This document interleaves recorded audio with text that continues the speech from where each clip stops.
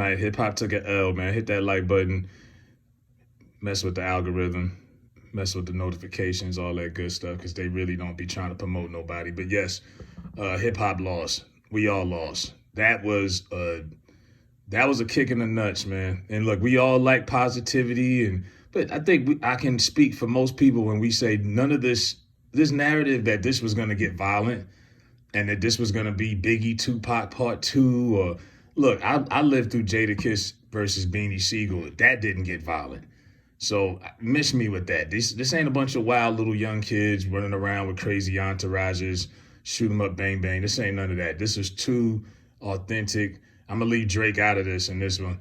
This is two authentic rappers that have been huge parts of this current generation and what they've put on, and everyone has been looking forward to this. I mean, that was 2013 when Kendrick dropped that control verse, and then J.Cole responds on Friday, and he says he puts out this 7-minute drill track, and let's be honest, it was mid. The beat was all over the place. He didn't get the reaction he thought he was gonna get. But last night at the music festival, he bowed out. He apologized, like everybody does these days. And he says, and I quote, "I'm so proud of that project, except for one part." And he's talking about his album, Might Delete Later. It's one part of that ish that made me feel like, man, that was the lamest ish I ever did in my life. And I know this is not what a lot of people want to hear. He was getting ready for it because he knew people was going to turn. He knew people was going to be upset. He was going to let the people down. And he responded with, the diss because he had all the pressure on him. Everyone's telling him, well, Kendrick said something. You got to go back and forth. It's the spirit of hip hop. You're one of the best lyricists of this era. People want to see it. And he bows out and says that that's not who he is. His heart wasn't in it. Clearly his heart wasn't in it, because if you hear that record, 7-minute drill, it was not in it. There was nothing valuable that he said. There was no quotable bars that stood out that anything that said that he was like, man, you hear that? Rewind that. It was none of that. And he went on to says he felt conflicted because he's saying, bro, I know I don't really feel no way, but the world wants to see blood. And let's get into that. I don't think he's saying blood is in this is going to get physical, because we all knew this was not going to be that. But this was going to be competition. You know what I mean? Now, when he says blood, he's saying people want to see a back and forth. Yeah, we want to see some records. We want to see some disses. Hip hop has lost its competitive spirit beyond this situation. Wasn't Nelly just on The Pivot talking about how he was in the most competitive era? You had Ludacris, T.I., 50, Jay-Z, Nas, early 2000s.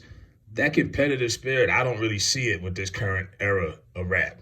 Rather, it's these big three, Drake, Cole, and Kendrick, or it's, any of these young kids right now, like NBA Youngboy or NLE Chopper or one of them rappers from Memphis, whoever you want to throw out there. I don't see that competitive nature in hip hop no more. Everybody either gets along or they hate each other, and it gets to straight up violence. You know what I mean? There's no in between. And I'm like, damn, we used to get I remember watching hits from the streets when they was on BET, when they was in Queensbridge interviewing people on the streets about Jay-Z versus Nas and the response to Ether and this and that gives you chills if you a fan. You don't get that no more. You know what I mean? And he let a lot of people down. Styles, he chimed in, spoke on what he felt, his disappointment, but he respects it. I mean, Cole he didn't want to do it. He bowed out. You know what I mean? A lot of people have expressed their feelings. The academics definitely hated it. He called him soft. He told him he was extra light skinned for this.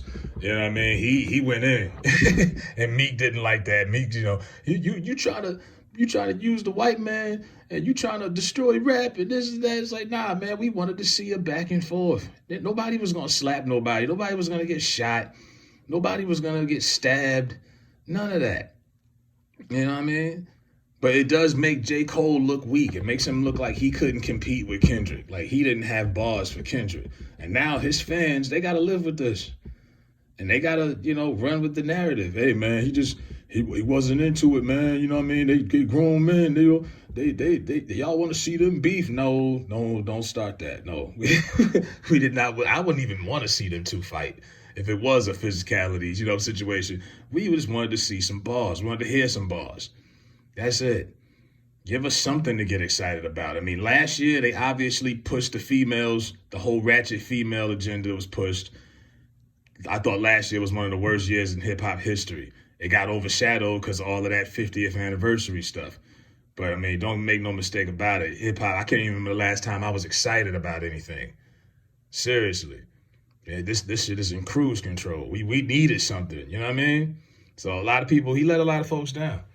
And of course, a lot of the girls, his fan base, y'all just don't get it. And y'all just, y'all just want everybody to have issues. Why they can't make good music together? Okay, they don't make good music together, though. Were they going to do an album together? If that's what this is going to lead to, okay, but that's not what this is going to lead to. I think Kendrick's going to continue to go in. I wouldn't even, why let your foot off his neck? You might as well cut his off with his head. Finish him. MK style, finish him. He deserves it at this point. You can't get on stage and say that. You know what I mean? My heart wasn't in it. It was clear when you heard the song, but come on, man. Yeah, Jermaine, you let everybody down. Nas, Hove, everybody. Everybody.